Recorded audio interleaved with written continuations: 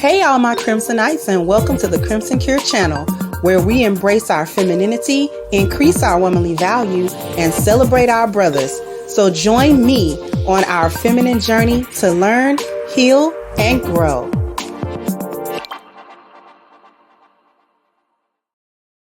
Hey there, my Crimsonites, and welcome to the Crimson Cure channel. I'm your host, femininity coach and author of the Crimson Cure, and this is my perspective. So what we got today is how single Black mothers break Black fathers, okay? Because this is sort of coming off of the back of the thing that Jason Whitlock ended up talking about, which was the culture of single Black motherhood and how that really perpetuates a lot of generational curses. It really perpetuates a lot of trauma, and it perpetuates the passing down of a horrible set of values. So what I want to do is I'm going to play a clip. Shout out to MTR. This is a clip that he's talking about. And so let me go ahead and share my screen really quickly. And there's a little bit of language. It seems to be blurred out a little bit, but just to be sure. So here is, let me go ahead and share. And here we go. Nowhere to be found. You know why he was nowhere to be found? I just got a relationship with him a few months ago because my mom told me my dad wasn't to keep me away from my dad. I'm 26, bro. I finally talked to my dad. He's a good dude. My mom told me my dad has not paid child support since I was a kid. I finally meet this. He has an envelopes full of shit proof showing he been paying child support. I keep trying to tell y'all, there's so many of you guys out there that need to get the full story from your fathers, the full unadulterated truth from their perspective. Even if you had. So I'm going to stop sharing. And so let me come back to you guys. So listen, just a little bit of what that young man is saying. It resonates with so many Black men, young Black men who have gone through this with their mothers, finally getting some type of resolution or something with their fathers and realizing that, wait a minute, the stuff that I was told is problematic in their lives. So this young man finally gets his father's side of the story after his mother purposely lied about who his father was, right? And what his father was or wasn't doing for him. See, Black women want to make sure that Black men are hated, not only by the women themselves, but hated by the men's children, hated by the family members, hated by everybody that they can influence, and also trying to make sure that Black men are hated by the greater society by consistently tarnishing the very image of Black men or the Black male image.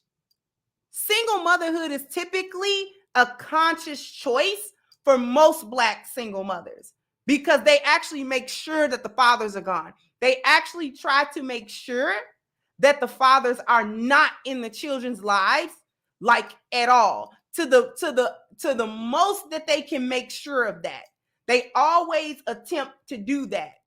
Or they make sure to run the man away, like to just bar him by they'll move, not tell the father where they move to. They will, change their contact information and all that sort of thing, just so that the father will have a hard time, trying to get the contact information to come and see the child or to come and be in the child's life.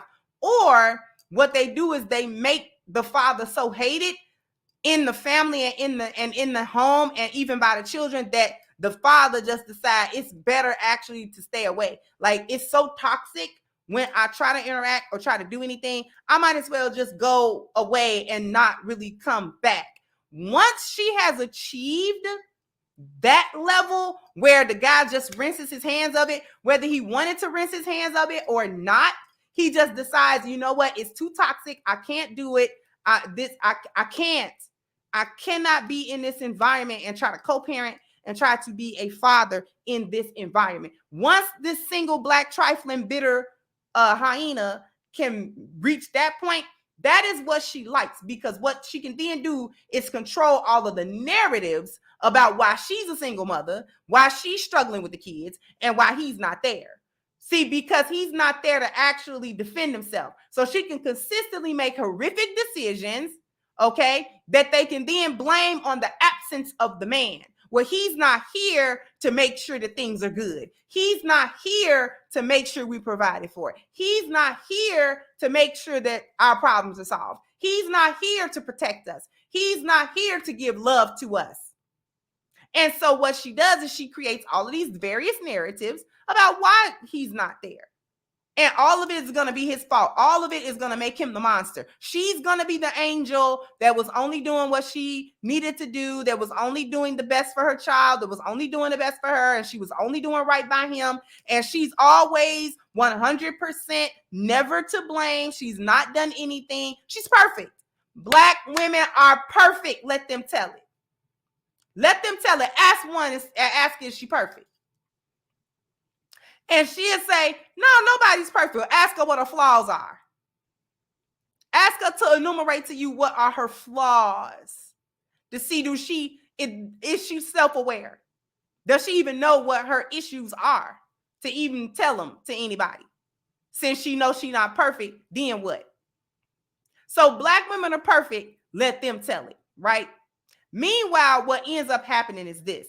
The child grows up first with questions. When they're little, they have questions. And she's going to answer those questions. And she's going to answer those questions so messed up.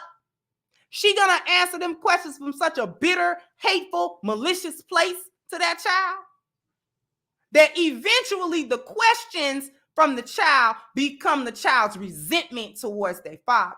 They start resenting their dad because their mother, these are little children I'm talking about. When they're little kids, the mother can't do no wrong. Why would your mother lie to you? Why would your mother lie to you about your father? Why would your mother lie to you and tell you that your father don't love you? Why would she lie? That's a serious lie. Why would she ever lie about that? So as a child, you don't have any questions about that. She say it so much, and then what she does is when the father don't come around, because the part that she don't tell the kid is how she cussed him out at the kid on the kid's birthday and told him, come over here. And so when he don't show up for the child's birthday, or he show up under strange conditions, then she's able to leverage that information to the child. And the child buy it because part of that was their experience. They saw their father come to the door and not really come in. They saw, you know what I'm saying? Or they understood that their father didn't come to their birthday party or whatever it was. But they don't understand why. So they're relying on their mother to tell them what's going on. And she tell them all right, but it's a bold-faced lie. She tell them every lie, all the lies, all lies. So a child's questions then become a child's resentment. And then they get to outright hatred of their fathers. Because many times, even when the opportunity presents itself for them to know who their father is after they are grown, they don't want to hear it. And they don't want to hear it because the mother's brainwashing has been so successful. It has been so complete. And it is so deeply embedded within the child's mind that even as adults, they find it difficult to overcome that and then to seek the balance, to seek their father's side, to be in a position where they even want to be receptive and want to hear what their father has to say. Because when you've been brainwashed since you was 5, 6, 7 years old, that this person don't love you, that they hate you, that everything that they did was malicious against you, it's difficult to get that out of your mind because it was given to you usually in your formative years. So you've already formed an opinion about this person and about what your relationship is with this person. And by this person not being in your life consistently, they are not able to do anything to combat the brainwashing that your mama did to you, right? So never once does it ever truly enter the child's mind, especially when they're young, that their mother is a liar. She's a flat out lie. She a bald head lie. Everything that she's been saying about your daddy has been a lie. And she has twisted the truth to fit a narrative. Never occurs to the kid that the mother's just bitter and would actually even go to these lengths for their whole life just to make sure that the father is slandered, remains slandered, and is hated. I told y'all black women hate when black men are loved.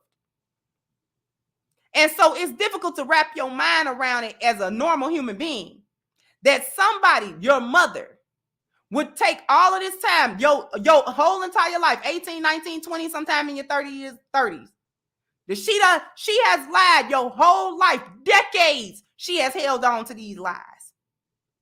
Why would anybody go to these lengths for these types of lies?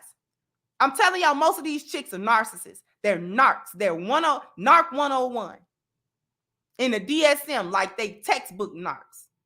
Because only a narcissist go years and years and years with a lie, and a lie flat-footed in your face and won't blink. Know they lying.